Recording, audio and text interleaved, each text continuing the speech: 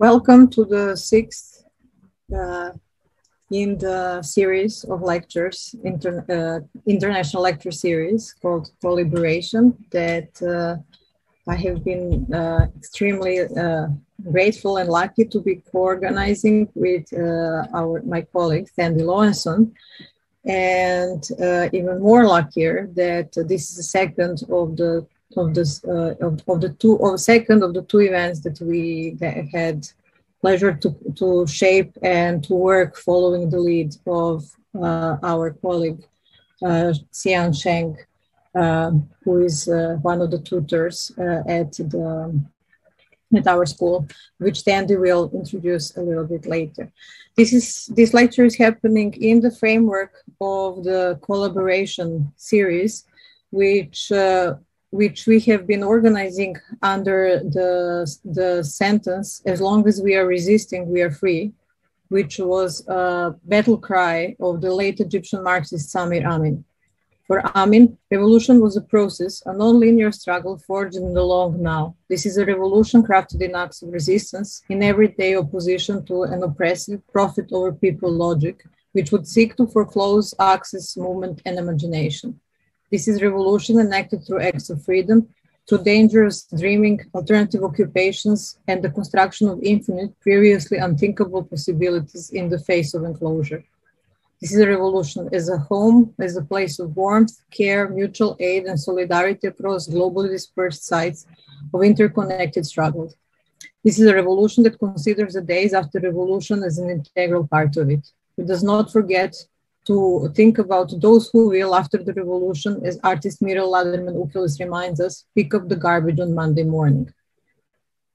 So the idea behind this year's series of lectures was to draw these various acts of resistance and freedom close and into dialogue, understanding that they all operate both in times and space, and that knowing that the revolution is not a one-time task and not a one-time event, and to ask what unspent fuel remains from a previous struggles to be reignited today, and also more importantly, in which way we can struggle today after living in this prolonged, extraordinary situation of being in suspended every day that now has been going over a year, and that has fundamentally challenged and for many of us and for whole society, what does it mean to live, and and reminded us something that a lot of people and territories have already been asking for: is this the future is this the road towards the future that we as a planet are going forward, the only road we want to take? Or can we think how the life can happen differently? And this is something that we will today really discuss and engage with, and also trying to do this by really trying to decenter thinking about the future from the Western empire-centric. And that while we are hosting this conversation from the Royal College of Art, which is the center of which is on London, and it is the capacity of us to do this is historically conditioned by colonialism and empire. It is important to decenter this conversation about what the future is, and we are extremely happy that we can do this. With this, I will also just remind us that this event, like many others in this year, has been taking place on Zoom, and which is important for two reasons. One is more prosaic, and the second is profoundly political. So the first prosaic one, I would like to remind all the panelists to mute unless they are speaking, to switch off their video during the presentations, but to switch on a video while we have a conversation, so that we try to have a sense of coming together, both visually and not just out on audio level, and to definitely join in unmuting for the applause whenever applause is needed. And then we encourage audience to use Zoom's Q&A function to ask questions during the talk, as well as during the conversation, and we will try to integrate and weave in as many of your questions during the conversation. The second point I would like to mention also concerns Zoom. I would like to remind us that Zoom canceled the San Francisco State University talk by Leila Khaled, a member of the Popular Front for the Liberation of Palestine, a couple of months ago, without warning, in an attempt to censor academic discussion it disagreed with. And only a few weeks later, Zoom canceled further talks that were scheduled by some different academic institutions in the US, ironically to discuss the censorship of the political discussions on the tech platform. Following this, Zoom went further, and then a former Arizona governor and the former US Secretary of Homeland Security, Janet Napolitano, was appointed to the board of Zoom, and an appointment was framed as, quote, bringing education and public policy expertise to a video communications leader. This is the framework in which, while we benefit on Zoom to be able to have this conversation, it is really important to understand under which condition this happens. And while we are really grateful that this way we can have a lunch and evening come together and transcend the time zones, it is also really important that beside this political and surveillance conversation, there is also the Zoom also relies on extraction and labor, and so that we keep this in mind, and also to keep in mind all those who didn't have the luxury of staying at home and working from home, who were from various societies and various territories, either labeled as essential workers, or they had to continue to labor and expose their bodies to the danger of the pandemic because of their existence relied on that. And this is also important to remember. I will now hand the floor to Tandy, who will introduce our speaker today. Thank you. Thanks, Dubravka. As Dubravka mentioned, this lecture series, the Co-Liberation lecture series, is the work of many people, many minds, and many hands. It is indebted to the work of Louisa Tartaska, Richard Garrett, Tracy Moore, and Hannah Brown, as well as the conceptual input of the Dean Adrian Lahoud and the Head of Media Studies, David Burns, and the convener of today's event, Dr. Jingru Cheng, who I have the great honor of introducing and handing over to. Cyan is a transdisciplinary design researcher whose practice traverses architecture, anthropology, and art towards attending to non-canonical histories and socio-spatial models, diverse ways of cultural knowing and being, aesthetic agency, and modes of coexistence and affinity between the human and the non-human. Cyan is currently a studio tutor in ADS 7 and a researcher in the Laboratory for Design and Machine Learning here at the Royal College of Art. Over a number of years, going back as far as 2014 to date, though I'm sure even more, Cyan has been influential in staging, curating, and co-convening discussions around the nuances of historical and contemporary understandings of Chinese socialities for architecture today. Most recently, this has been through a multi-year program of symposia and events engaging with collective forms in China, from the Chinese neighborhood unit to understanding the subtleties of urban-rural relations, and through the Across series, which all sound as delectable as they are provocative and urgent in their broadening of the politics of knowledge production.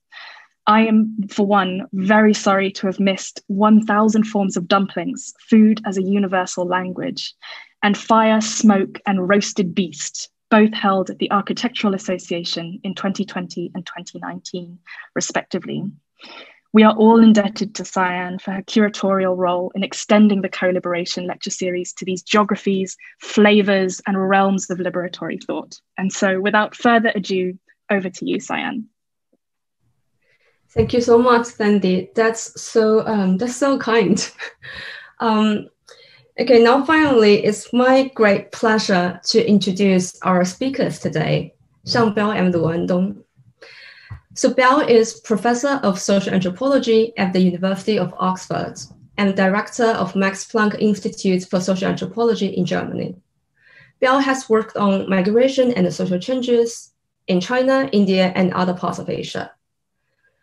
His book, Transcending Boundaries, published in 2000, was reprinted in 2018 as a contemporary classic of Chinese sociology. Also, Global Body Shopping, published in 2008, was the winner of the Anthony Leeds Prize. And his most recent book, Self as Method, was ranked the most impactful book in China by Douban in 2020. Also, his work has been translated into Japanese, French, Korean, Spanish, German, and Italian. And we also have Andong join us today. Andong is professor in architecture and urbanism and head of the architecture department in Nanjing University, China. Trained in the University of Cambridge, Andong has worked on urban narrative, cinematic architecture, and augmented place. He has published widely, including co-edited books, Urban Cinematics 2011 and Cities in Transition 2015. He is also a curator and executive guest editor of Architecture Journal, which is the journal of Architectural Society of China. He has many research-based exhibitions, including design research in alternative contexts at RIBA here in London. So today we will start by having Andong and Biao each sharing with us their observation and thinking on pandemic socialities in China, then followed by a roundtable discussion.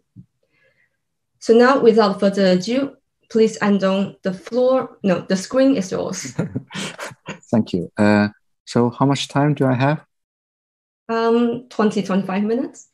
Okay, so I share my PowerPoint.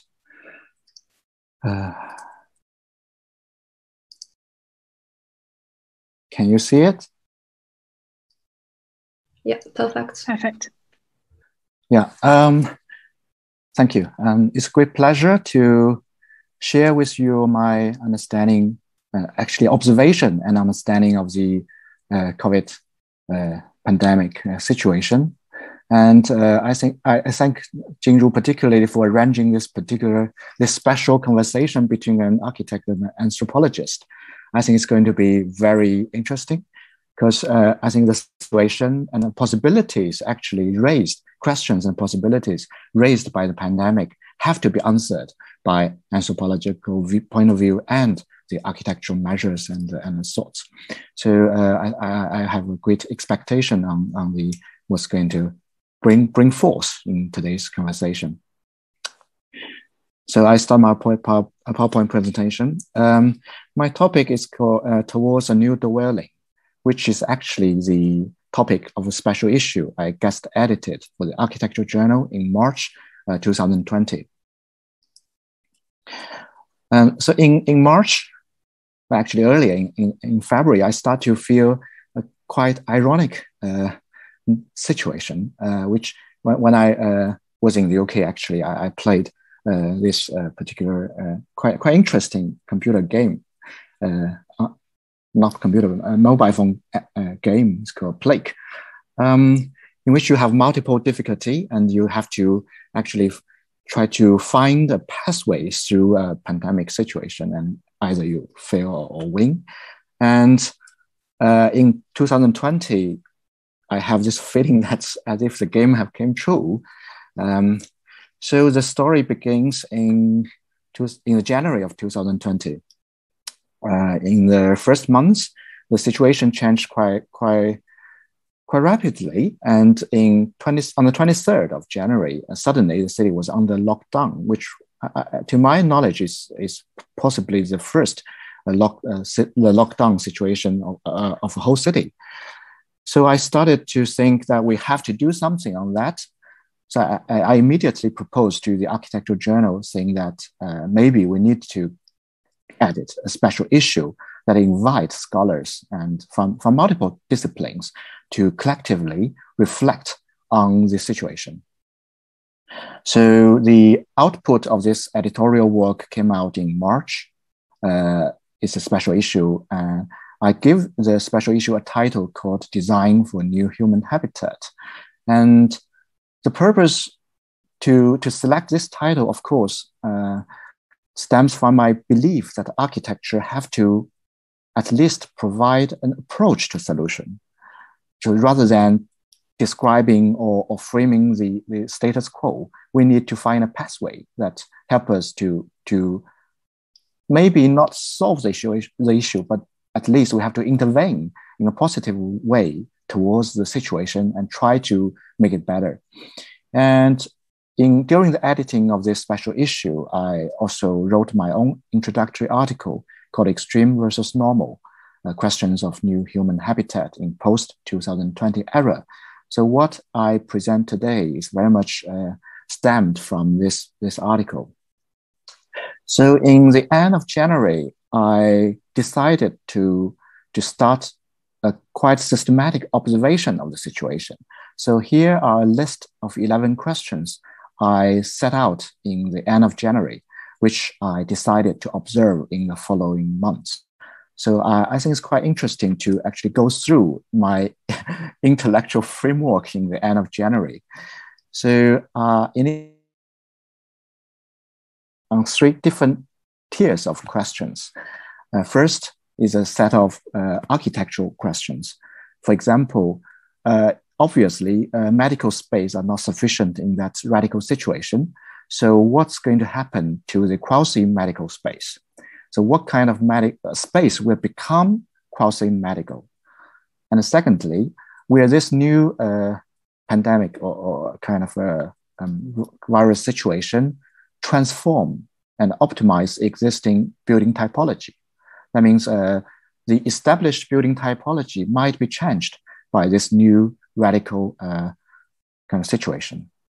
And thirdly, I think obviously the first instinct is that the mobile architecture must be useful in some way, as that will bring forth questions like adaptability, and that might link to the industrialization 4.0, which means architecture become more industrialized and prefab and kind of mass customization and radical construction assemble, issues like that. And maybe the pandemic will accelerate the process for the growth or the spread of the mobile architecture. And the second tier focus on a kind of spatial phenomena. For example, I think it's very important to observe the change to public space, because obviously the kind of contagion happened in the public space, and we definitely affect public space in a quite significant way. So the original kind of characteristics we projected onto public space, such as openness or the kind of a lot of social exchange, people meeting face to face, adjacency. These characteristics will become problematic during this situation. And the fifth point is that obviously spatial distancing is going to be a must. But how can we keep the spatial distancing? Will there be new technology invented to allow, underpin, or even define spatial distancing? For example, the grid management, which tend to be very useful in the end. And then I think new kinds of buffer zone could be a kind of emerging spatial type. And then I think novel ways to control accessibility might be an interesting field for architecture. And third point is that I think telecommunication might underpin new spatial forms, such as the more atomic ones or the rhizome structure that might challenge or replace the grid system. I think that tend to be a quite interesting dimension. So I think finally we see that the grid management and then a new kind of digital technology supported spatial organization system, when these two measures overlap, it provides a very efficient way to control the connections between people. And the seventh point to observe is that I think we have quite privileged the hybrid city, city as a mixture of all kinds of things in a kind of collage way.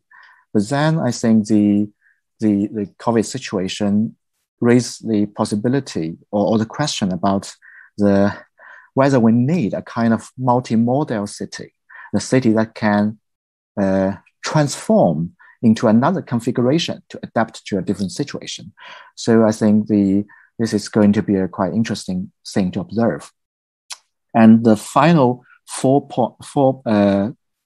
points to observe are quite improvisational, just based on my hypothesis. First, I think I wonder that mapping would be quite interesting and important to form a new cognition towards a situation. So at least from my personal experience, that I'm quite desperate to see the mapping of the situation during the lockdown period.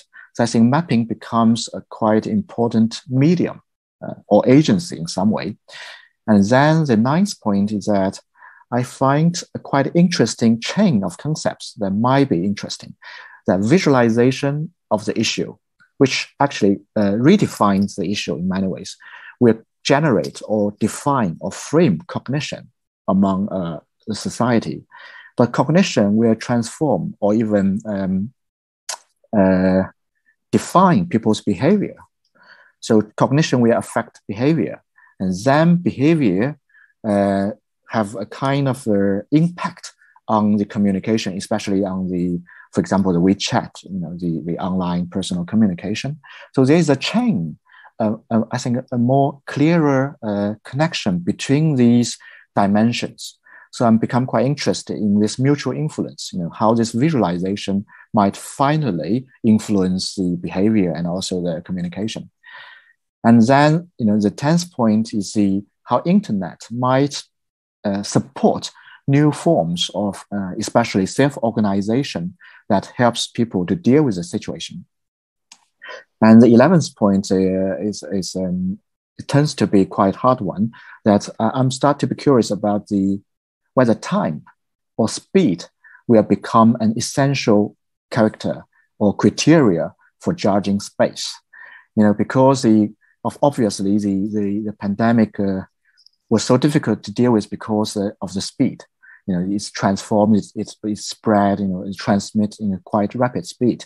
So I think the lack of speed in our built environment, our built environment cannot change in such an efficiency that match the speed of the disease.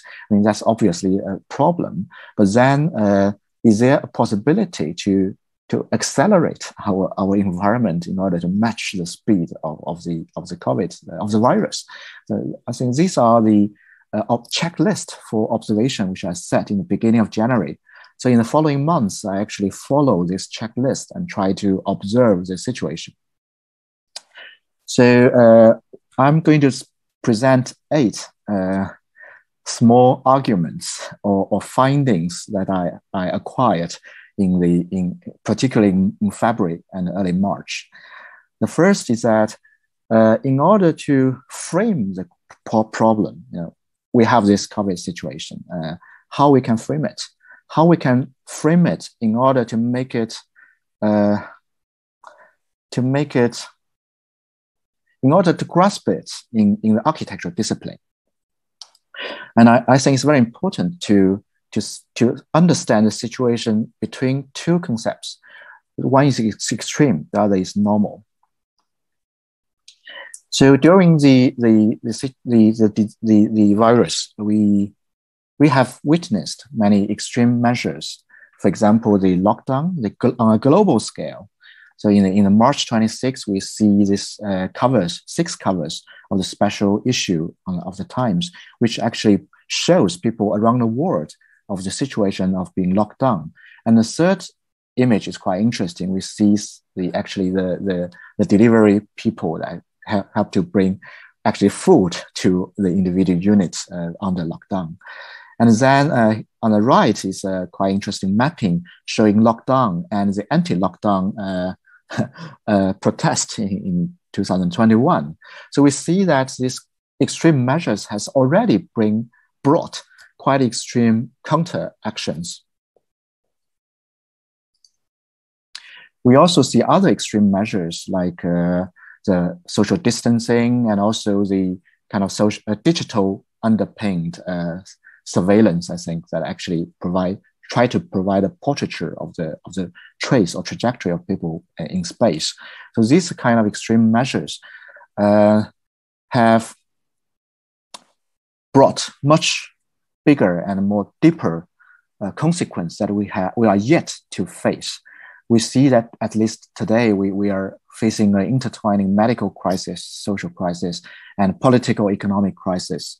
And obviously, the COVID pandemic has been a historic turning point of a quite important revolution, but we are still in the threshold. We don't know the final or the exact consequence.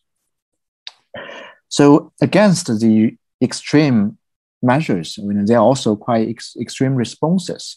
For example, we have seen that the cabin hospital is a form to control or handle with the situation quite widely used around the world.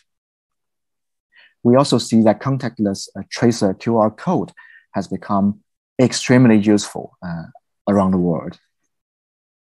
Of course, there are good and bad aspects to that, but at least in dealing with the COVID situation, this kind of tracer QR code has been very, very useful. And also wide construction of emergency field hospitals.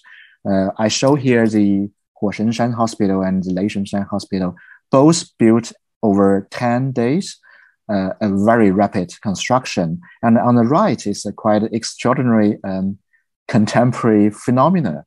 The construction of the hospital was broadcasted online, and the maximum online viewing reached 60 million people. So it's just a kind of phenomenon unprecedented in the human history. Actually, this real-time broadcasting has given me a lot of inspiration in many ways. I start to understand that today those different dimensions of human society, the such an urgency response to the biological and social crisis has more or less connected or linked with an online media technology and created a quite extraordinary social participation that was never possible in previous years. But then the question is, especially after a year, we have to ask that will the extreme become normal, or will there be an extremely changed norm in the future? So I think we have to think about in a longer period of time, after 2 or 3 years. So what's going to happen? Are we going to return to what's happening before the COVID-19, or we face a new norm that does not exist before? So I try to demonstrate that we will face a new human condition after the COVID situation. So the second argument is how to understand the pandemic as a spatial temporal crisis. So to my point of view, this global crisis reflects the dark side of a contemporary habitation. So for a long period of time, we have quite celebrated the globalization and celebrated the density of in cities, the urban density, urban life. We have celebrated the speed of flow. But what we are facing during the COVID crisis is actually the dark side of the same conditions. The density plus the speed becomes the precondition for the spread and the transmission of the disease. So this will profoundly challenge the mode of urban development and future living environment. So what we see, for example, the flow of people. For example, Singapore, I think it's not a coincidence that Singapore become one of where the crisis outburst in the initial stage, because Singapore has for long been a center or a hub for the flow of people.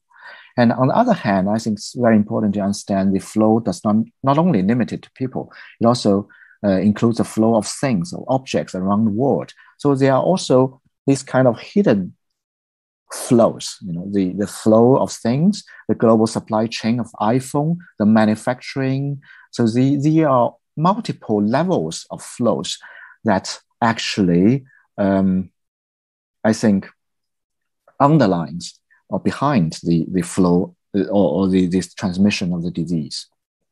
So what we see here is that the current global crisis can be understood as a crisis generated and enlarged by the density of dwelling and the speed of flow.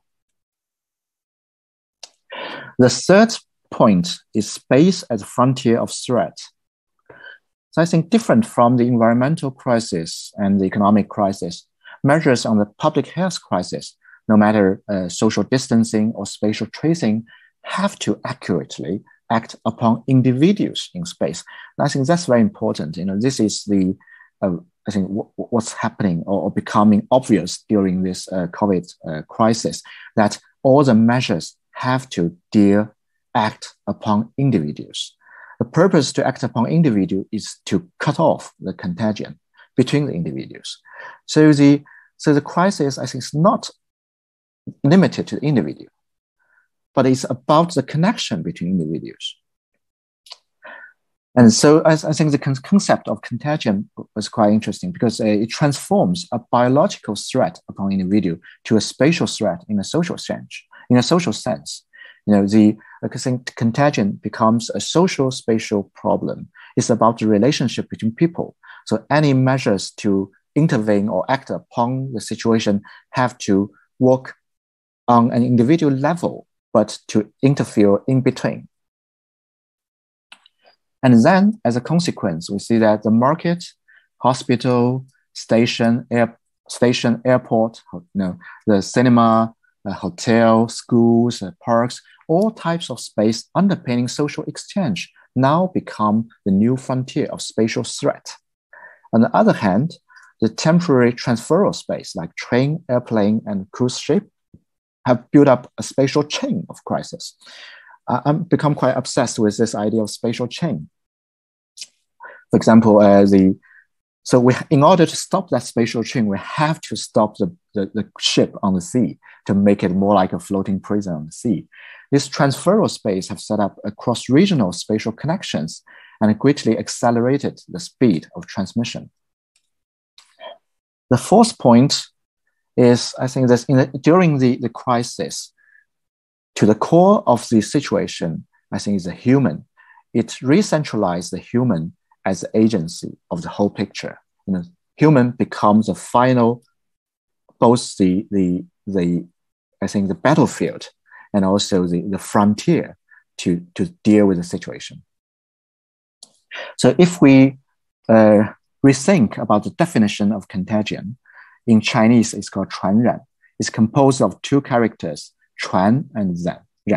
传 means transmission, 染 is infection. But I think it's quite interesting that contagion is actually the connection between these two dimensions. For the transmission, I think transmission today refers to a global scale and then a networked society or networked space. And then there was flow that links or connects those networked places. But then for the infection, it addresses a local situation, a local happening. And then this local happening is based on a natural social juncture. And it's very important that at this natural social juncture, it's the individual and also the other biological agents, their interaction between those biological agents that actually conducted or make possible the infection. So by putting together transmission and infection, we actually brought together both global level, global scale and local scale, the networked relationship and the natural social juncture. And of course, also the abstract flow and very actual interaction between biological agents. So the contagion actually brings forth these two circles. So based on that, I find quite a necessity to redefine the concept of place. I think the concept place is very important to architectural discipline. So for a long period of time, the architecture defines place as a more local circulation, between the place, between the geographical ensemble and the people as agent in place. And their interaction created something called genius loci. But all these things were happened and completed locally. But what we are facing today is something quite different. Today, we see that the place might need to be understood as three interconnected circles. We have a networked circle, which is global in the sense. And then we have a biological environmental circle, which is also a global scale. And then we have a local human-place interaction that actually brought together those global networked flow and a global biological environment into a local practice. So today there was no clear separation between the global and local. So I think the networked flow has redefined the spatial temporal anchor points of the human place interaction. And then I think the biological environment has situated the human-place interaction in a larger global symbiosis system. The fifth point, I think, of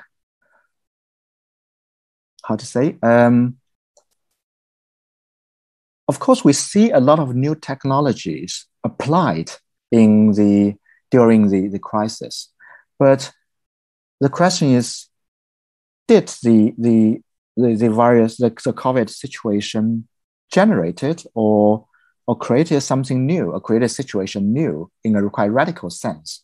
And then, if that was the case, then after the COVID pandemic, we might go back to what's happening before. But for me, I think it's quite a different sense that the COVID pandemic actually should be understood as acceleration of the technological, building up of a technological order. So I think there was a growing application or growing wider invasion, let's say, of technology into everyday life. But then that kind of a transformation was going on quite slowly. But the COVID situation provided quite a radical circumstances that the technological invasion into everyday life becomes very much accelerated. So we see that space has unavoidably become a key to intervene into the transmission between individuals. For example, spatial distancing, the grid management, and the contactless measures. These measures have been demonstrated to be effective tactics. But these tactics, of course, have radically changed everyday life. But the question is, will these measures will this change be quite temporary situation in this condition of survival, or will they change our life forever? So in contrast to previous crises, the need to contact with environment, things, and others, with other people, have been to a large extent replaced by a new kind of agents, such as the personal mobile device, intelligent robot, and drones. Then e-commerce of grocery, online education, and home office have become a must, a compulsory request during the situation. But then, because of that, it also teaches people, and it also fosters new approaches and technical pathways for those and scenarios for those technology to generate a new kind of everyday life.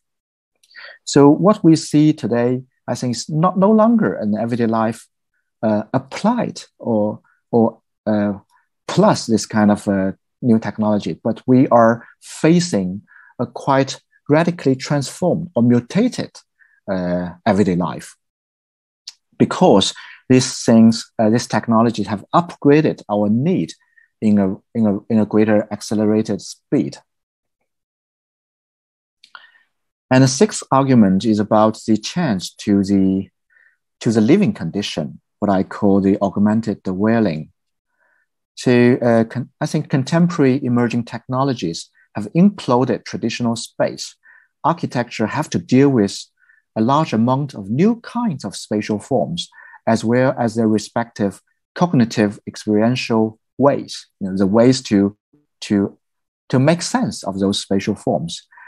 And actually, these new kinds of spatial forms have already composed our everyday life and influence the way we interact with the world. For example, when we want to go to a restaurant, we check on on a mobile phone app and check for the comments by other people. And then these comments has already served as an instructor and an index to the physical space.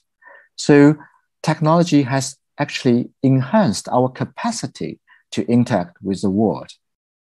So I think only we envisage the new forms of spatial organization under this technology humanity condition, we can finally use contemporary design to support the everyday life and the expression and of people, their finding from significance and their cultural expressions. So on the right is a periodical table of the type of spatial relationships that I conceived a year ago. So as a technology will create new spatial relationships that does not exist before. So against this new species of spatial types, I think the fragments of places will generate new kinds of connections and order, which becomes the new site or topos for architectural design to face.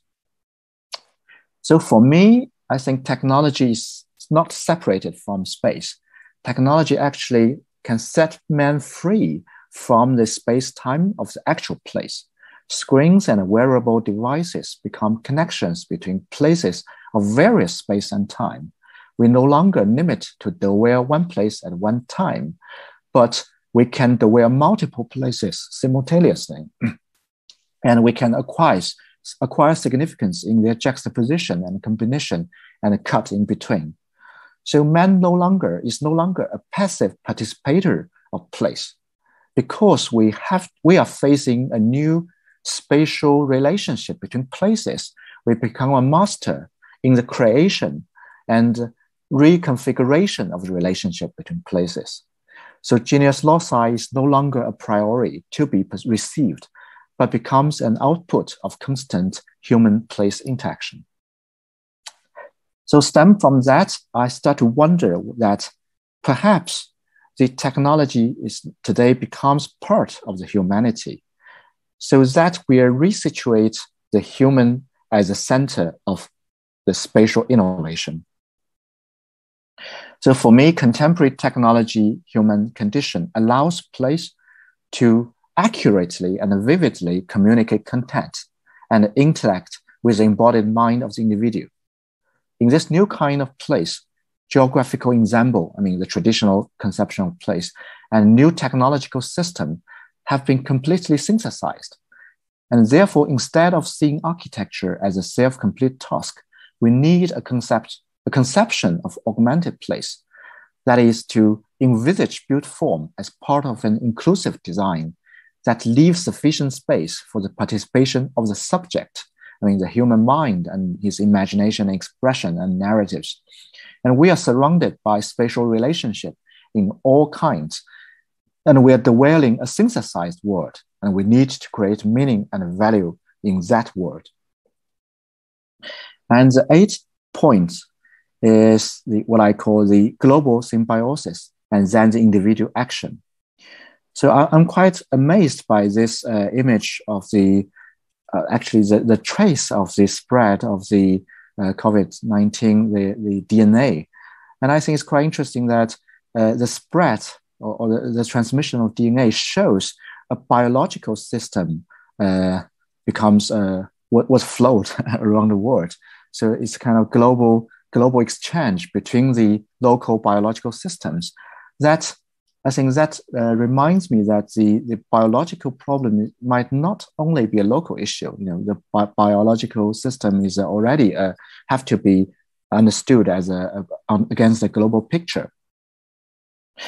But so then based on that understanding, we see that the crisis demonstrated a profound gap between the global dimension of the flows and the biological dimension.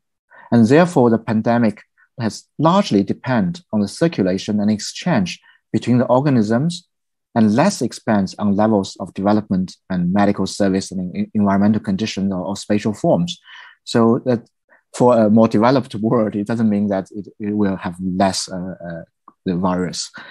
So how individual under contemporary technological and social condition can deal with this global coexistence will be core to contemporary architecture. And my final argument or a basic hypothesis is that what's architecture going to do here?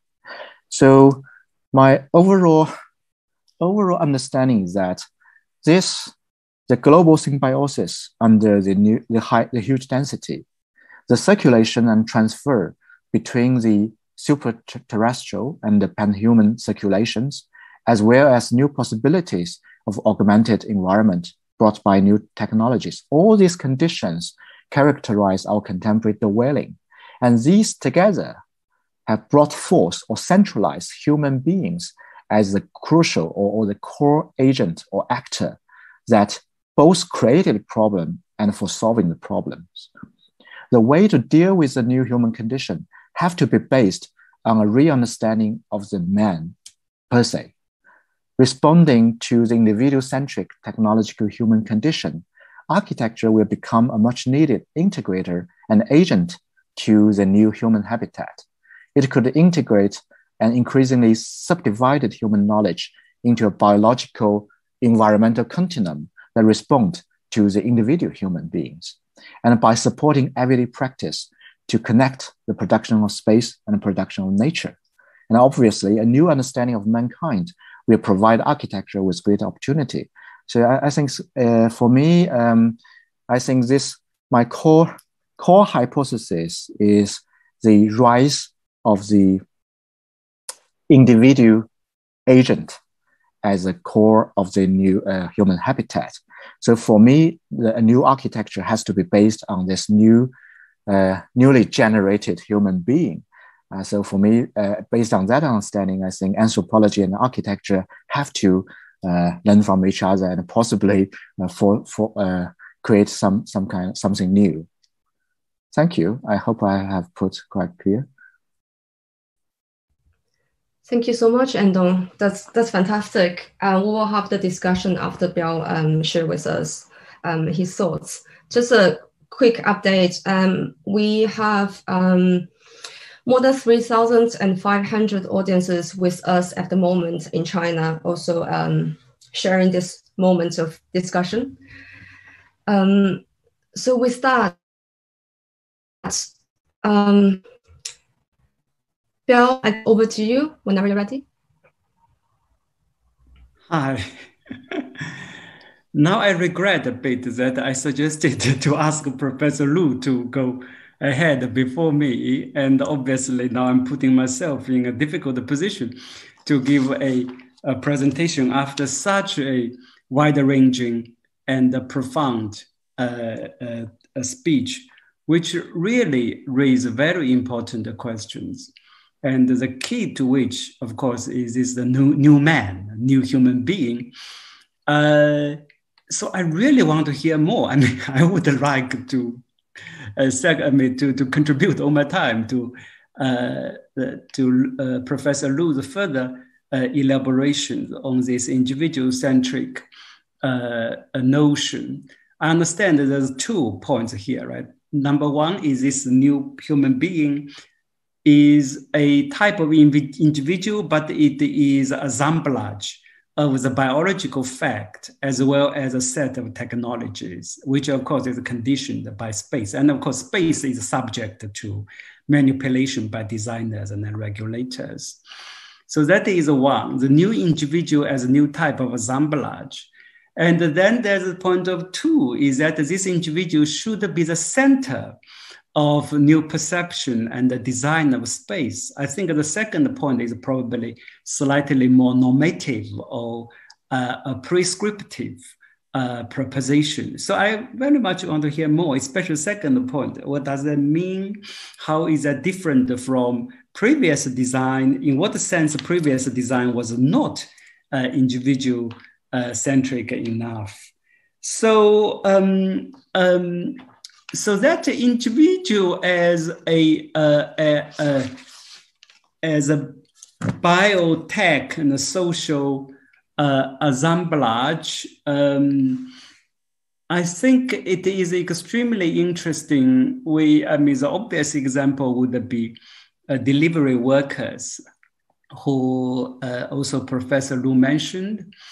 The delivery workers played an essential role during the pandemic lockdown, right? These guys are sending food and other necessities to all individual household. Why are they important? Because this delivery has to be done individually to specific doorsteps. You cannot arrange it collectively alone. So it has to be implemented. You have the last mile, last 500 meters, and the last meter problem, which has to be done individually. And yet these individuals are not full human agents, because how do they ride their motorbike and which route they should take, by what time, what they should do is determined by their apps, which is a machine, and again, empowered by a system of technology out there. Extremely, for ordinary people's point of view, this is something very abstract, not visible at all. And of course, the tool, then you have physical equipment that they need, right? As a pedicab, as a motorcycle, and also the helmet, the boxes. And now we have this contactless smart locker in China, which will enable they deliver food to you without seeing the customer. So that is a series of assemblage of recreating individual. In this case, is individual worker, individual laboring subject. But the question is what it means. We can certainly see that is appear to be very effective in dealing with short-term problems. When you, as far as we can see now, I suppose the first question is that when you have this assemblage emerge, who is taking in charge? As far as we can see now, actually, this algorithm, the technological system, is on the driving force. So the question is, the underlying logic of such new individual is a process of penetration of technology into biolife, or is it a biolife being empowered by technology? Both descriptions, probably both are accurate, but then we need more research to find out, it is a story of empowerment or it is a story of dominance and penetration. What is the origin of such assemblage? that is Professor Lu's presentation is very important because he reminded us actually the crisis actually is a turning point of such an effort of remaking the individual. And then I think it's from a historical point of view, it's extremely important. What kind of things tend to happen during crisis, right? And who is using this very critical moment to do what kind of things? So and I have a burning question for Professor Lu. I know I'm now jumping ahead of time, but anyway, I raise it here instead of my own presentation. Professor Lu said he was sometimes feel desperate to look at the maps of which will give him an overview of how the coronavirus is being spreaded and distributed. So I'm quite curious to know, how do you understand that sense of feeling as ordinary citizens and as well as an expert kind of space scientist, not outer space scientist, but a researcher who is sensitive to spatial issues? I think the mapping, it is, many people, of course, are looking at maps and the charts and the tables during coronavirus. And the maps and the charts, again, I'm following Professor Lu's wonderful articulation about the connection between the four elements, right? Visualization and the cognition and the behavior, and then social relations, I believe. So a certain visual presentation always affect our cognition, our understanding of the world. So then we look at the maps. Why do we want to look at the maps so eagerly? One effect of mapping and all these charts, of course, is to create a sense of a collective. Map, you look at the nation, look at the world, you feel the whole world now is going through the same crisis. And the chart actually is even more so, because the chart is more abstract. When you look at the chart of the trends of infection in a nation or in a city, the assumption is that the city and the nation actually share one body.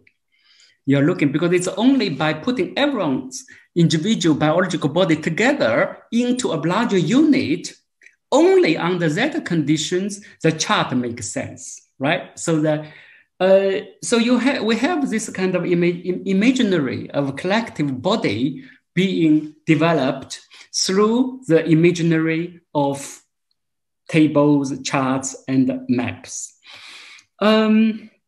So here, of course, there's a tension between individual and the collective already.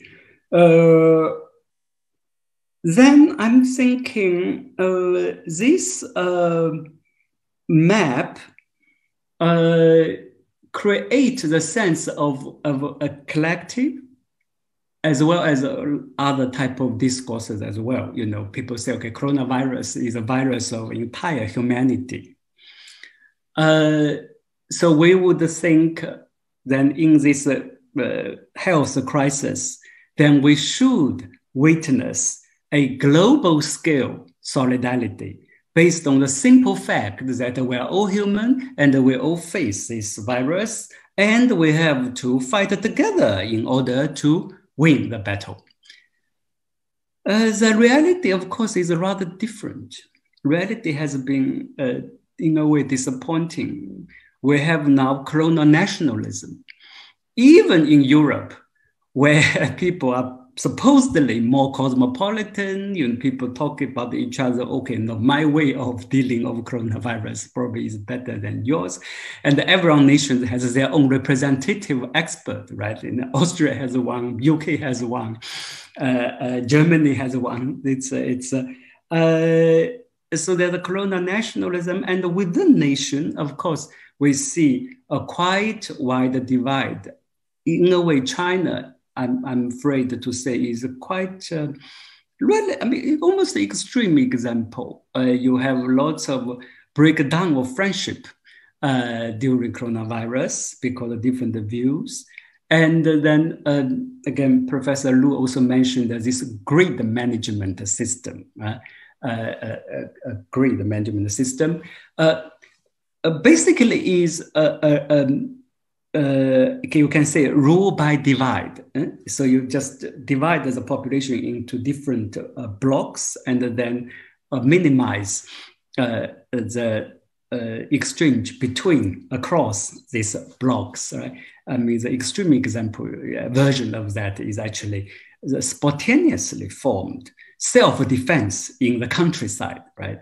Peasants would dig the highway and set up walls in order to prevent any outside visitors through self-isolation to fight the disease. So the disease, to some extent, was not defeated. I mean, we have not defeated. To some, probably, sorry, I should rephrase it. To some extent, it was defeated by solidarity, but to some extent, it was defeated by divide. We break up into small units. And the problem that this divide up is not only technical, it has been quite deeply ideological as well. So that leads to my question, why I mentioned the map.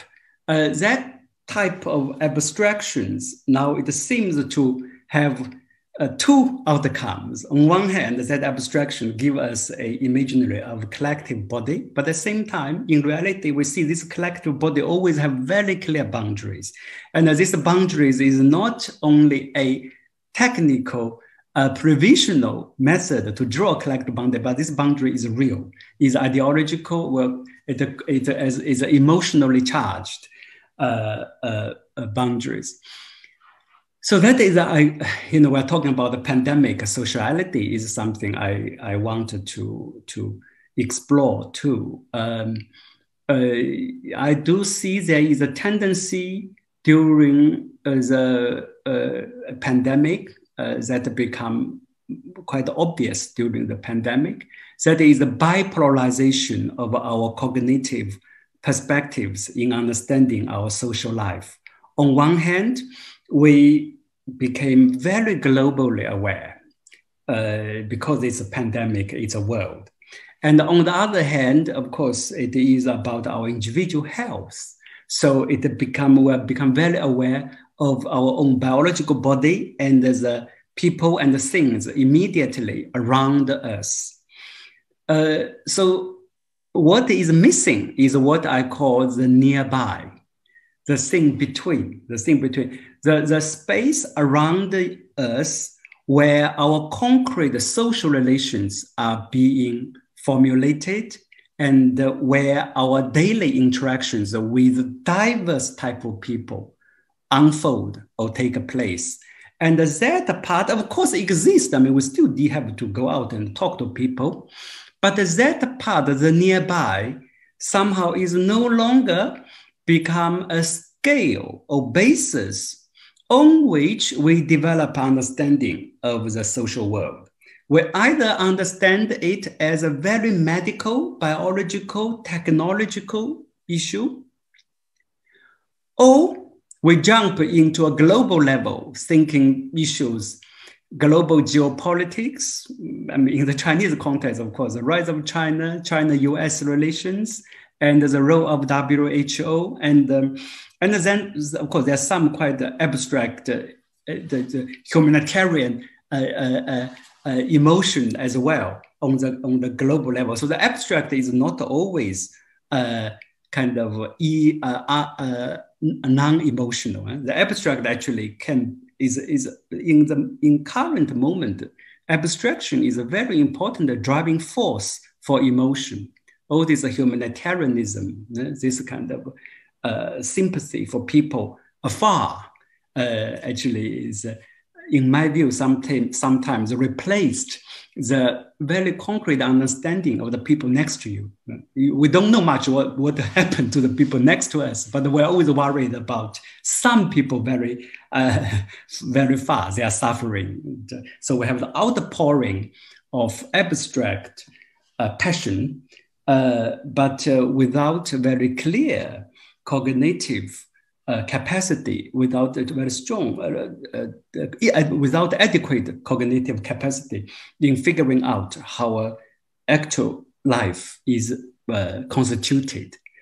So that's so I mean, I guess I would like to hear from Professor Lu and others about, in the design, in the spatial design, whether or not there is a way for us to foreground such nearby, especially today when technology is really dominate our life. It's erasing all this nearby. You don't need the nearby materially, because everything will deliver to your door. You just live online, and the food and all this physical energy, your biological process can take place without any social interactions with real people, right? But technology has done that.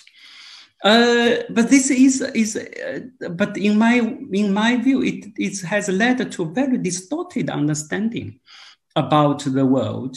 So, is there any way can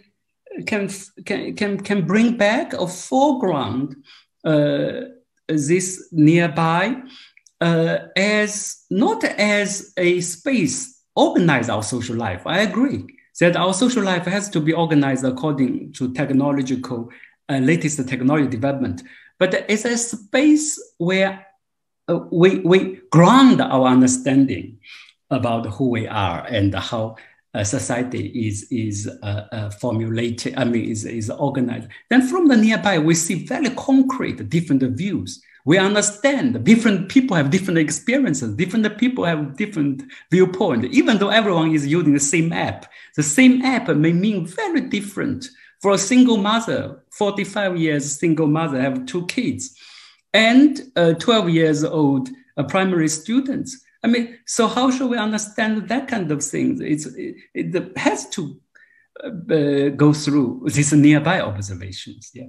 So my final point is just because, again, Professor Lu reminded us, actually, it is exactly 1 year ago today. Today is 11th March. Yes, the WHO declared coronavirus as a pandemic. And I remember vividly, the weeks before that, there were lots of political debates about, why WHO has not declared the pandemic and China's role in the UN system and etc. So WHO is bending the rule.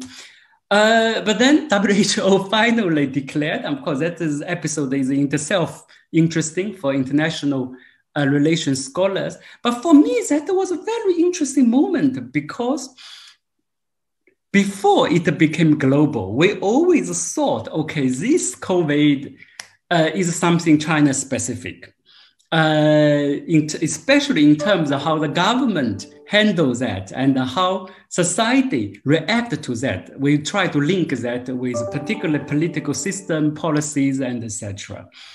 But then, very quickly, we discovered, no, there's lots of things that we assumed to be China-specific actually happen in other parts of the world. And then some things we thought are not so critical, right, as compared to political system of social policies. Things like the penetration rate of e-commerce and how urban residential communities are organized, and also how public transport is run. This kind of thing actually became more consequential than the formal political system in dealing with this pandemic. So I thought, okay, that's interesting. So then we have to understand this globality in a new way. But very soon after that, we are thinking, okay, we have to go beyond this, the divide between nation state and the political system to understand the system. But very soon after that, people start to re-rationalize everything under the framework of a nation state. And say, okay, we are doing better because this nation has this system, and that's it. And the other type of practice did not work because that practice takes place in that nation. So it's not the practice per se, but it's because of the national system determining the failure of the particular method. So it goes back to the box of nation state, and it goes back to the even, I think, more clearly demarcated boxes of ideology.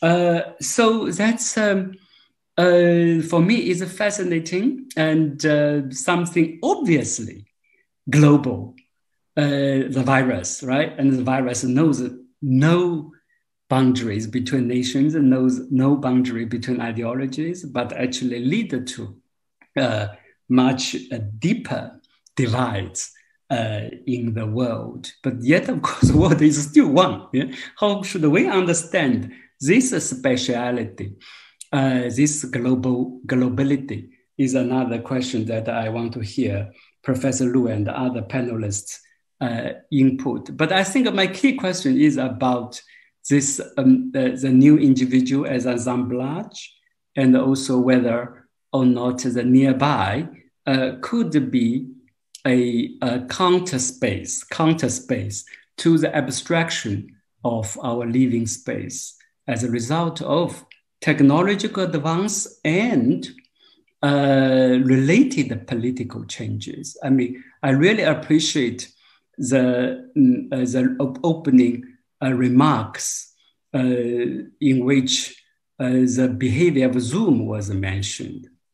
So Zoom is a technology, but now we know that it's become politically very consequential, right? The technology. And then what is the basis of their political influence? Is precisely they are reshaping our everyday practice. So their political system, the basis of political system is not they have lots of money.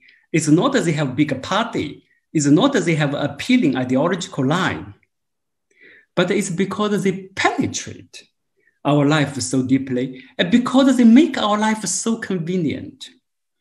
So we are now voting not on by hand, not on food. We are voting by our convenience. So whoever gives more convenience to us is apparently having more power and is using this power. So that is, then why they can give us so much convenience, so can shape our very mundane living space in such a powerful way. Ironically, again, this is related to the power of abstraction because you have such a thing as a system, right? Based on the algorithm and etc.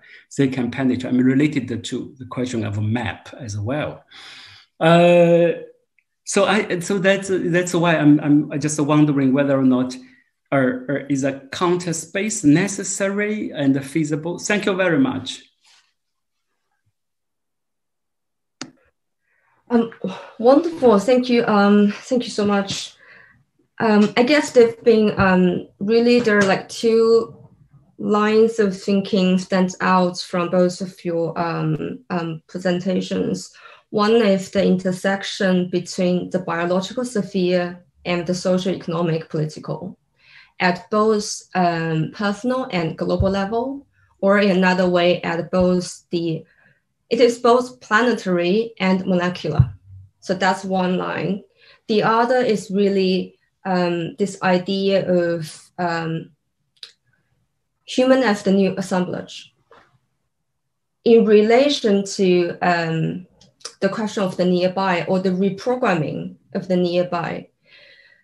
So maybe following that, I'd like to raise one small point adding to that so we can start discussion is to understand the nearby probably in relation to home becoming this new operation center.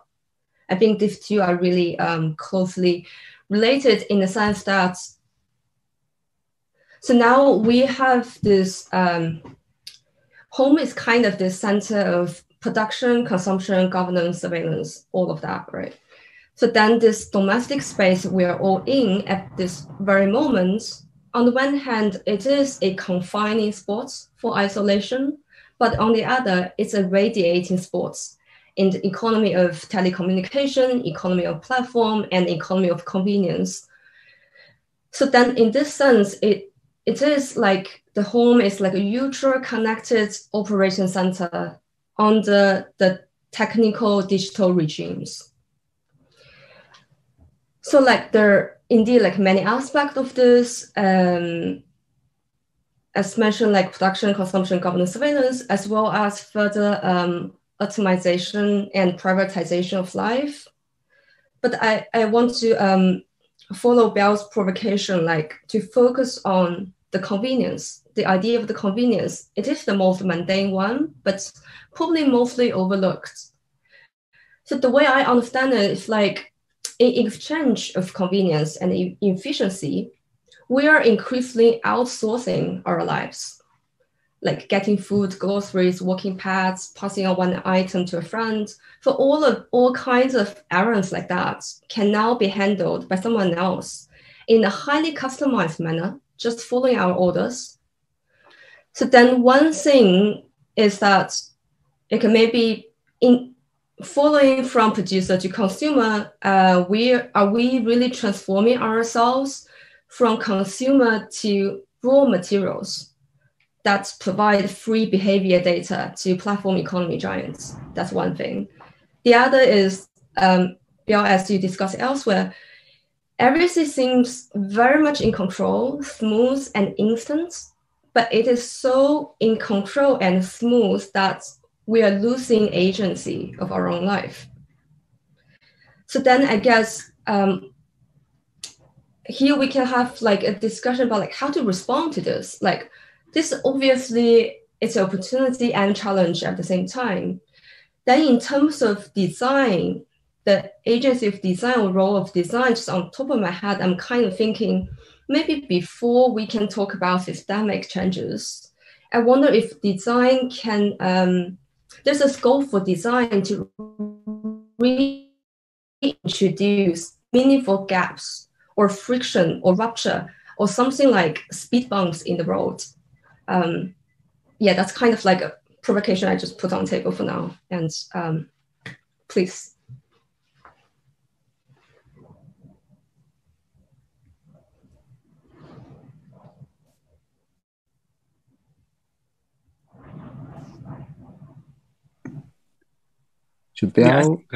Yeah. So no, I mean it's so wonderful. So I also raised a few questions for you, Professor Andong. Yeah, I'm curious to hear your response. But I just want to say that the Jingru's the 2 points. Number one, I really like the idea. Design not for convenience, design not for efficiency, design for disruption, design as a counter movement. Right? So the counter design as a design. Second point, it's the home as an operational center. That I get your point, but I think probably it is more a end point, rather operational center, because they can't take a charge. And what is different now as compared before is that before we still have the illusion that home and the household is private, somehow is different from public. But now it is simply no longer realistic. So this is a problem of this, I should not say problem, but there is the liberal, I mean, we're talking about decolonialization of knowledge. Western liberal thinking of the issue of privacy and home as the last bastion of human liberty and freedom. I don't know how that can be maintained, honestly. But yet, the counter argument is, you have to do it. Otherwise, we will lose everything. I mean, the EU has been using the notion of privacy in kind of battling with Facebook and etc., not very successfully. So that's I haven't found the right the word. I mean, the end point, though, the receiving end, also sounds a little too passive, because the home is somehow mobilized ending point. It's deeply mobilized ending point. So you are the recipient of all this e-commerce, etc., but you do so enthusiastically. You do so actively. You enjoy the convenience. Yeah. Probably that it would be a new conceptualization of a home. Yeah. I quickly respond to Professor Xiang Biao. I really regret taking away two important slides just before the talk. I thought it might be relevant, but I think it might be very interesting, especially related to your comments. The first is that I think human is both a biological agent and a social cultural agent. So I think that's a kind of a dual quality. So the action or behavior, I mean, it's very important that people, when they conduct the action, he already practice certain kind of social, political, and even our ideological framework. And I think that's very important because human is both, biologically stimulated and also socially driven. The second page I took away is about what I call synthetic agency. Your question actually urged me to rethink about this definition. So for me, I think what's interesting is that the space has two different definitions. First, space can be understood as an organizational framework. And then space can also be understood as a 3D extension of subjectivity. So this kind of a dual definition, I think, is quite interesting today because, so for example, when I mentioned about the delivery people, I think that's part of the synthetic agency. The agency is what as an external condition of our everyday life. And then for me, that's a combination of the machine, the technology, the environment, and also other organizational forces. And so as that's condition, I think the delivery person is part of that agency, and it's a human flesh agency. But on the contrary, I think what's interesting that we have for a long time overlooked the technology as an extension to our subjectivity. It helps us to expand, to execute our will and desire and the search for convenience and try to act upon the external world. So I think technology both limits us and controls us, and it helps us to act and to imagine and to communicate.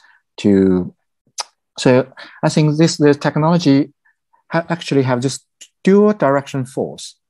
But for me, what's interesting today is that during this possibly coincidence that we have this COVID pandemic and we have this technology developed to a particular turning point, that technology and individuality can accurately connect to each other. So I think that's a particular historic point that this new relationship between the technological system and the individuality was allowed in this period of time, and its impacts, penetration into the social life was so accelerated by the COVID situation. So I think we are facing this new condition that subjectivity and technology, and that I think we are both allows I think more systematic control or management of our life, and allows expansion of our subjectivity. So actually, I have a quite naive PowerPoint. Can you see it, Biao? Yeah, I can see very well. Yes. So actually, I designed this poster to address the previous two: the universal man in the Renaissance, and then the generic man in the end of the 19th century, early 20th century. And I think now we are at the turning point of a third age of humanism, that technology actually helps us to re-centralize human beings and subjectivity in the creation of I think it's in the spatial innovation and the creation of a new society. So I think I'm quite positive about the technology, instead of the quite miserable view on the technology. I think we have possibly put, we possibly need to put more focus and energy on how technology will and should, and also how to help the individual subjectivity to act at the central point.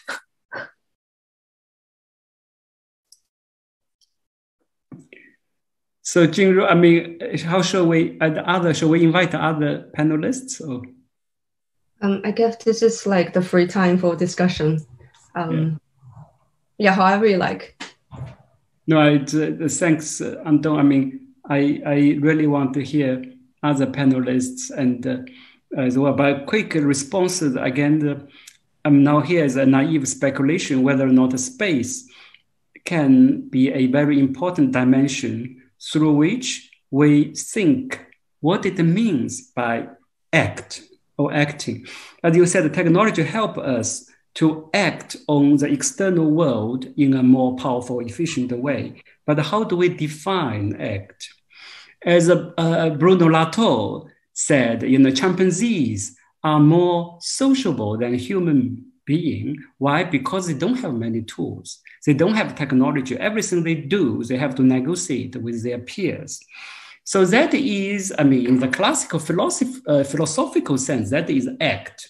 You express what you want, you articulate, you communicate, right? The communicative action is the basis of human rationality and democracy and etc., according to the classical liberal thinking.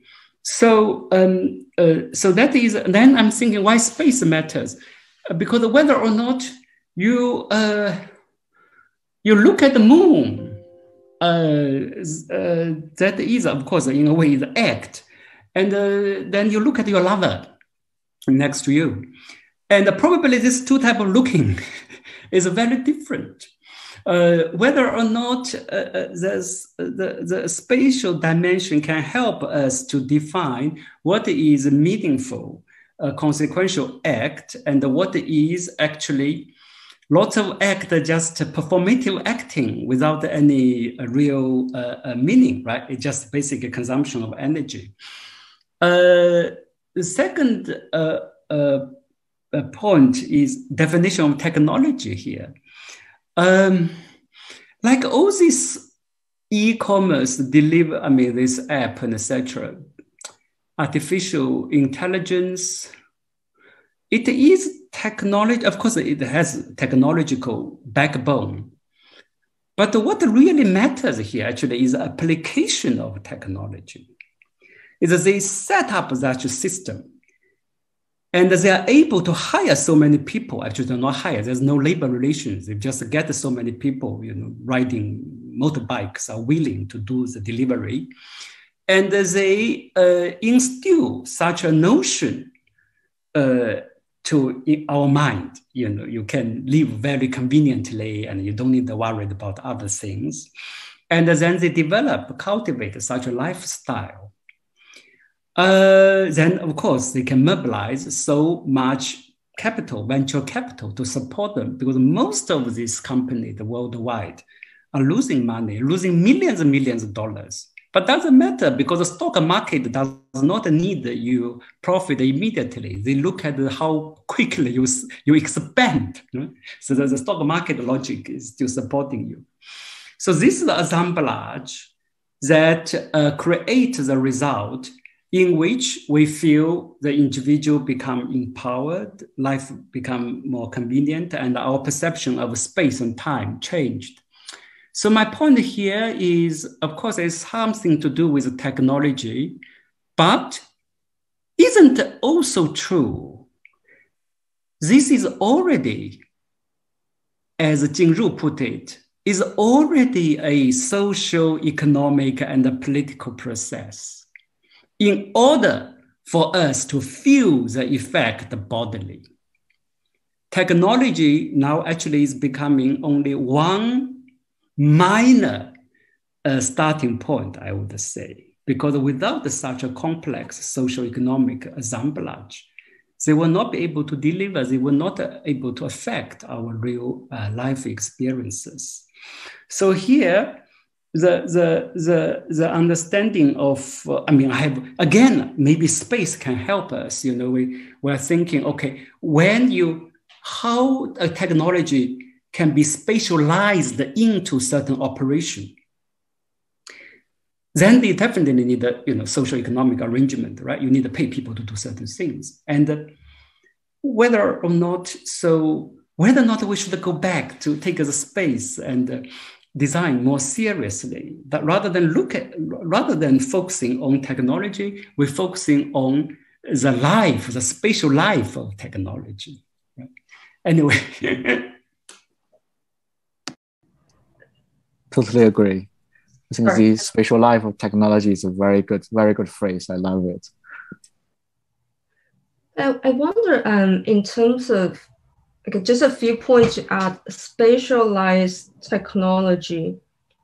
I guess it's also about the agency of space. I think I would definitely say space conditions social relationships, but unnecessarily empowering the subject in that condition. For example, when I mentioned home as operation center, this is like observation, right? And now we are in this condition, we are enabled by this spatial condition and the technology, but we are not empowered by this situation. So for me, I think space is like neutral. It's like infrastructure conditions mobility. But like to what end? It's a much more difficult question for me. Also more about technology, I'm thinking to what extent that is an expansion of our subjectivity, to what extent it is just us producing behavior surplus. As like I'm taking Xiang both terms, like we are not consumers, we are not producers, we are raw materials for the platform economy to harvest. So by connected to our phone all the time, doing things on that, we are producing behavior surplus for them to create prediction products and then sell that to us. So I wonder how to manage or even to understand that fine line between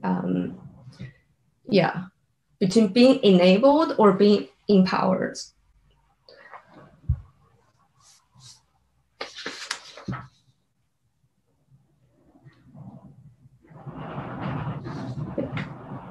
So we invite other panelists, Jingru. Thank you both so much. I mean, it's been such a detailed and rich discussion. And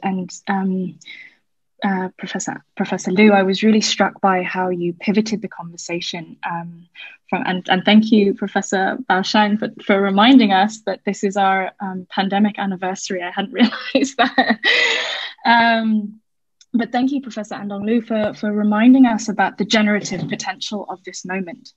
And I was really struck perhaps by your question, Professor Xiang, about the nearby and where we might look for those moments of the nearby which are emerging.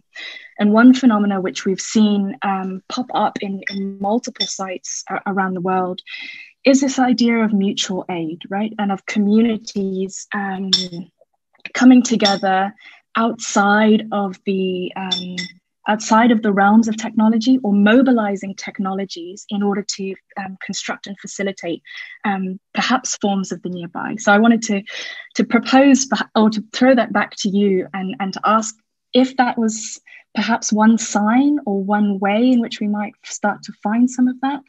And if not, perhaps where you might have seen some of that emerging, either as a social phenomena or as a spatial one. And this question kind of picks up on questions that have been put in the Q&A by Yuan Zhang and Renee L as well. I guess the question for me about the nearby. Yeah, no, that is a very good observation. We do see lots of grassroots initiatives during the pandemic, which is very encouraging. And my perception of nearby actually is more cognitively oriented, as a way of looking at the world, the nearby as a counter space of the trend that our cognitive space is being bipolarized, just polarized into the abstract, the global, and then the immediate individual and the biological. So the nearby, my definition is that you bring diverse groups and opinions into one view. For example, nearby is you just pay attention to your neighbors, pay attention to all the small shops and the migrants and the delivery workers passing by on your way from home to the bus stop. Some people you know, some people you don't know. And then you try to think of their positionality for different matters and their views, their life experiences. So, I mean, there's another topic. I call it a scale. A scale is a particular way, of course, to think of space. So you bring diversity into one view. Look at it, you see all the multiplicities and diversity there. So this probably will give us a foundation to understand how social life, how human relations are sustained in a concrete manner, rather than just oscillating between abstract, grand ideals and then the immediate biological determinism. So it is a question of construction rather than to go out to find where out there. Everyone can construct their own nearby. So therefore, I think designers are extremely important, because designers and artists can train our eyes, can train our mind to pay more attention to such nearbys as a basis, as a starting point to perceive the social world. So, yeah, thank you very much for this. And I think that it really is there's so much ways to think about with both genres. I really like how, Professor Lu, you have kind of really laid down the ground for this, and then how Xiang, you have really kind of managed to actually perform the nearby in relation to Professor Lu's presentation, because you were pointing to with which we have to think this as a proposal for thinking. And I think Cyan brought this interesting and I think really crucial also a way to look at technology as a kind of both enabling versus empowering. And I would actually maybe kind of push that there is also an element in which technology becomes disabling, in the sense that it allows us to move on without and patch up without necessarily addressing the underlying conditions and the underlying violence of moving on via technological augmentation, and that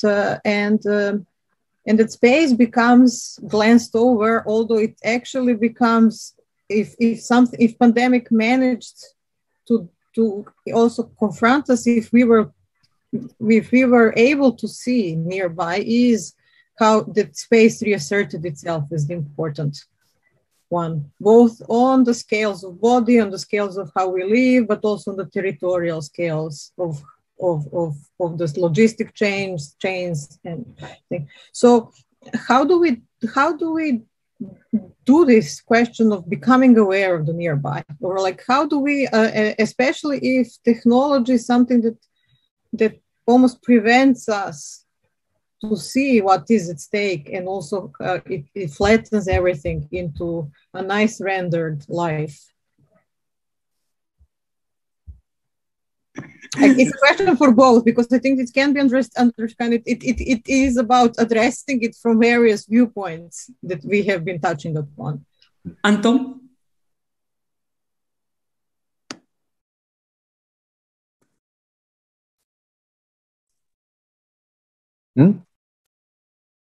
Oh, sorry, I thought that you want to say something. No?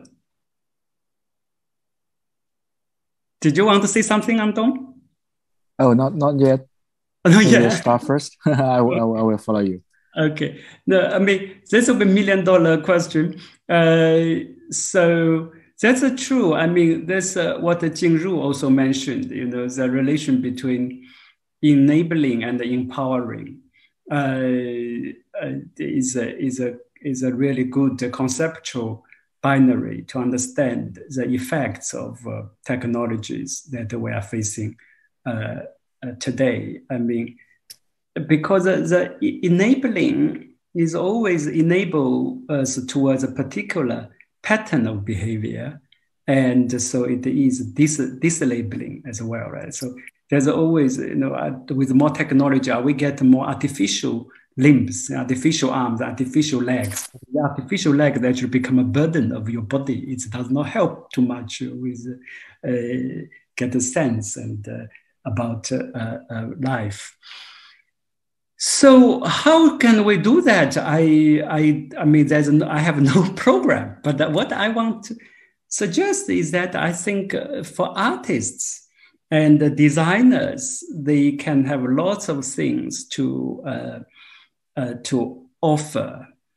Somehow I feel that probably the bodily sense is an important starting point, because if we all live in a very abstract environment, and thinking of the immediately biological and then the very grand abstract concerns, so you will lose the sense of sound. Sound will become noise, very annoying noise. And then the fact you run into your neighbor will become an incidence of annoyance rather than a moment of joy, because you have to stop and say hello, waste of time, right? So I would rather just shut myself up and don't meet the people, right? So the Chinese young people we call the 社恐. It's a social paranoia. It's basically worried to meet the people. So this, I think probably the question is not a theoretical academic question. The question is about the strategy, how we can mobilize, how we can wake up the sleeping desire in our mind, the desire for nearby, for human contact. Right? So that's so the question is, at this stage, is not really a building or construction acting. This question is really seeing, the view as a way of seeing, right? As a way of looking at around us. So I go back to Andong's, the point throughout his presentation, but also he emphasized in his response is the historicity needed to be taken seriously. The question, by historicity, I mean the question, why now? Is it a coincidence that technology of this type developed so rapidly during pandemic? Is it a coincidence? Of course it is in a way, because no one designed it. But they probably have some logical connections between the two. Andong mentioned that as well. The concern about our the health and etc. certainly paved the way, and the need for individual level intervention also at least justify, legitimate this type of technology. But whether or not there's something else behind this, and go back to the surveillance capitalism, we know that in the US, 9/11 was very important for the rise of this digital technology. I mean, there were debates before, but after 9/11, people say, okay, surveillance is good anyway. To get more data is good. Go ahead. Here probably it's too early for us to make any normative judgment, but I think the historicity itself is very interesting, at least for scholars. It's a different thing that happen in life. Or is there any connection between them? Right? Yeah.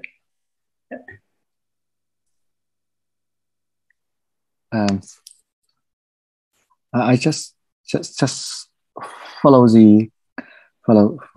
Biao's question about the definition of technology.